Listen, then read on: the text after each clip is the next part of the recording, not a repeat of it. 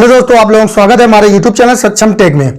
और जैसे कि आप लोगों को पता है कि इस समय चुनावी साल चल रहा है, तो बहुत सारी ढेरों वैकेंसियां आने वाली हैं। तो ऐसे ही रेलवे की लोको पायलट की वैकेंसी जो बहुत ज्यादा पॉपुलर है, उसका नोटिफिकेशन भी आ चुका है, उसका नोटिस आ चुका है कि लगभग 60,000 वैकेंसी है जो आने वाली है। तो ये वैकेंसी बढ़ भी सकती है। तो आप लोग इसकी तैयारी अभी से स्टार्ट कर दें, क्योंकि जब ये वैकेंसी आएगी तो उस समय ज्यादा टाइम नहीं मिलेगा आप लोगों को तैयारी करने का। जैसे कि ग्रुप डी में हुआ था, जैसे ही एग्जाम डेट आई फिक्स टाइम पे एग्जाम करवा लिया गया था, बहुत कम समय मिला था, जिसकी वजह से बहुत से लोग तैयारी नहीं कर पाए थे और अच्छे से प्रिपरेशन नहीं कर पाए थे और उनका एक मौका चला गया था।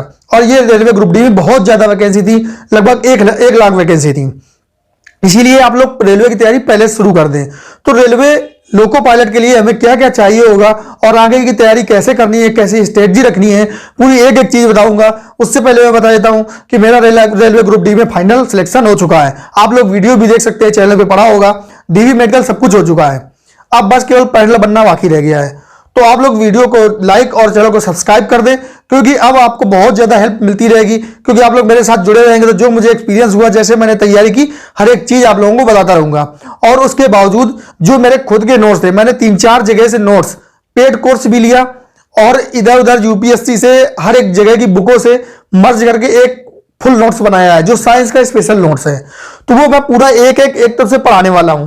तो आप लोग बेफिक्र रहें और रेलवे लोको पायलट की जैसे ही नोटिफिकेशन या वैकेंसी आएगी तुरंत आप लोगों को अपडेट किया जाएगा। तो आप लोग चैनल के साथ जुड़ जाएं। तो आइए बताते हैं।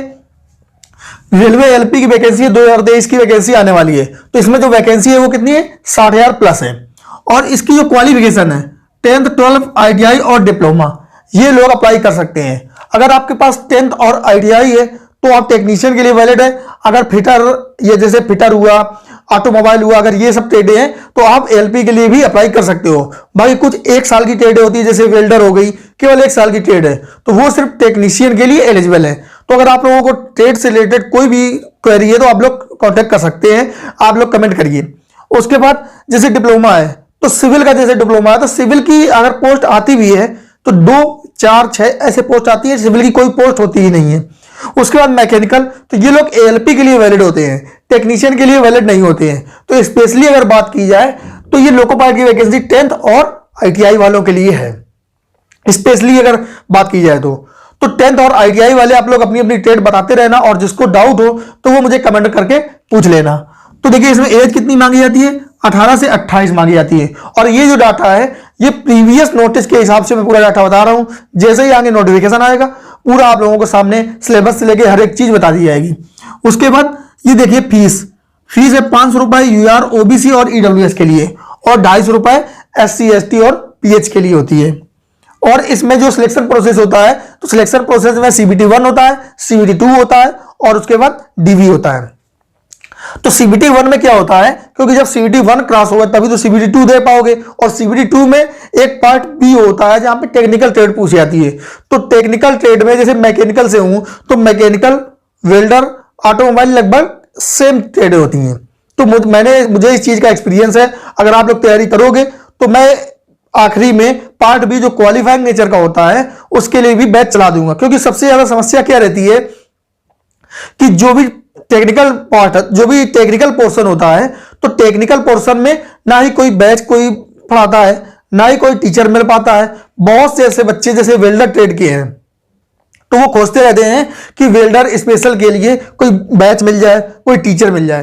पर जब 2018 में पहले वैकेंसी आई थी तो मुझे भी कोई ऐसा टीचर नहीं मिला था कि जो मुझे पढ़ा पाए, क्योंकि कोई रिस्क नहीं लेना चाहता है। फिर मैंने खुद सेल्फ स्टडी करी थी, तो बुक से करी थी, तो आराम से क्वालिफाई हो गया था। तो उसके बाद मैं भी बताऊंगा कि कहां पे दिक्कत हुई, क्यों नहीं पिछली वाली वैकेंसी में हुआ था। तो देखिए उसके बाद CBT 2 और DV हो जाएगा। फिर CBT 1 में देखिए स्टेज फर्स्ट में क्या होता है, मैथ 20 नंबर की, रीजनिंग 25 नंबर, जनरल साइंस 20 और GE और करंट अफेयर 10 क्वेश्चन। तो ये आप लोगों के क्वेश्चन है। टोटल कितने क्वेश्चन आते हैं? टोटल हमारे 75 क्वेश्चन होते हैं।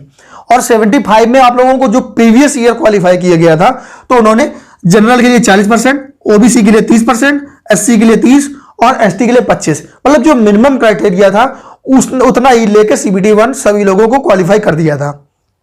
फिर उसके बाद CBT 2 हुआ था। CBT 2 में पहले एग्जाम अपना ट्रेड एक पार्ट बी होता है ट्रेड का, वो क्वालिफाइंग होता है। उसके अलावा पार्ट ए होता है जहाँ बेसिक साइंस एंड इंजीनियरिंग ये पोर्शन रहता है और ये सबके लिए कॉमन रहता है। तो सारे चीज़ों का मुझे नॉलेज है। मैं आप लोगों को यूट्यूब पे ही फ्री ऑफ कोर्स आराम से पढ़ा दूंगा, पूरी एक एक चीज पढ़ा दूंगा। तो आप लोग चैनल को सब्सक्राइब कर लें। और देखिए आप लोग देख सकते हैं मेरा ये मुझे बड़ी मुश्किल से पार्ट फर्स्ट का ये रिजल्ट मिला। आप लोग देख सकते हैं ये मेरा पहले क्वालिफाइंग नंबर था। जरूर ये मेरा पहला एग्जाम था जो मैंने क्वालिफाई किया था, उस समय मैंने तैयारी स्टार्ट ही की थी, तो नंबर जरूर काफी कम है लेकिन उस समय के लिए बहुत ज्यादा था। तब से आज तक 3-4 साल हो गए हैं, तो अच्छी तैयारी भी हो गई है और हर एक सब्जेक्ट में अच्छी पकड़ भी हो गई है, तो आराम से अच्छे नंबर लाए जा सकते हैं। लेकिन उस समय मैंने क्वालिफाई किया था तो इतने ही नंबर आए थे। उसके बाद जब पार्ट 2 हुआ था, पार्ट 2 मैंने क्वालिफाई कर लिया था। और पिछली बार क्या हुआ था कि जब पेपर फर्स्ट अपना अपना जोन चूज करना था कि आप किस जोन से फॉर्म डालोगे, तो मैंने भी कैफे से ऑनलाइन करवाया था। तो मैंने उससे मुंबई के लिए कहा था, लेकिन उसने मुजफ्फरपुर आरआरबी मुजफ्फरपुर से मेरा फॉर्म फिल कर दिया था। बाद में हो सकता है चेंज का ऑप्शन हो, लेकिन जब किसी का पहला एग्जाम होता है, पहला सिलेक्शन होता है, तो वो भी सोचता है कि कितनी भी कम वैकेंसी हो, 5, 10, 20 और वहां पे शायद 10-12 वैकेंसी ही थी और लगभग ऐसी वैकेंसी वेल्डर ट्रेड के लिए होती है। तो मैंने सोचा कि क्या दिक्कत है, इतने में ट्राई किया जाएगा, मुझे एक ही तो चाहिए। जब इतनी कम कट ऑफ गई है CBT 1 की, तो CBT 2 भी ऐसे ही जाएगी। तो मैंने उस चीज में रिस्क नहीं लिया क्योंकि चेंज कराने में हो सकता है कि कैंसिल भी कर दें। पहले एग्जाम में थोड़ा डर भी लगता है, तो मैंने सोचा चलो मुजफ्फरपुर से ही। और उस समय उतना मुझे इस चीज का नॉलेज नहीं था कि एक बार देख ली जाए वैकेंसी क्या होती है। तो वहां पे ओबीसी की कोई भी पोस्ट नहीं थी, जनरल की 2-3 पोस्ट थी और SC और ST की पोस्ट थी। तो SC और ST में तो मेरा कोई मतलब ही नहीं है। अगर जनरल के क्वालिफाई करता तो भी चाहे कुछ हो जाता, लेकिन मैं शायद मेरे इतने नंबर नहीं होंगे कि मैं जनरल क्वालिफाई कर पाऊं। पर ओबीसी में कोई वैकेंसी नहीं थी, तो इस वजह से मेरा पिछली बार नहीं हो पाया था। लेकिन इस बार मैं पूरी कोशिश करूंगा कि अच्छे मार्क लाए, जनरल क्वालिफाई करूं। तो आप लोग मेरे साथ भी तैयारी कर सकते हैं। और लोको पायलट की वैकेंसी आने वाली है और अब मेरा एक ही टारगेट रह गया, या तो LP या तो फिर CGL। तो आप लोग मेरे साथ जुड़े रहे और जो मेरे नोट्स है मैं पूरा एक एक अच्छे से बोर्ड पे ही डिस्क्राइब करने वाला हूं, पूरा विद फिगर सही नोट्स है मेरे पास। तो आप लोग चैनल को सब्सक्राइब कर लें और ज्यादा से ज्यादा लोगों को शेयर करें, क्योंकि ऐसे मौके आपको बार बार नहीं मिलने वाले हैं। तो मैंने आप लोगों को ये पूरा प्रोसेस बता दिया है कि क्या क्या चाहिए। अभी भी अगर कोई क्वेरी रह गई हो तो आप लोग मुझे कमेंट कर देना, मैं आप लोगों को कमेंट के जवाब दे दूंगा कि अभी और क्या चाहिए और क्या जानकारी चाहिए। सारे प्रोसेस आप लोगों को बता दिया जाएगा। तो आप लोग चैनल को सब्सक्राइब कर लें और ज्यादा से ज्यादा लोगों को शेयर करें। सो फ्रेंड, मिलते हैं अगले वीडियो में। Take care, bye bye.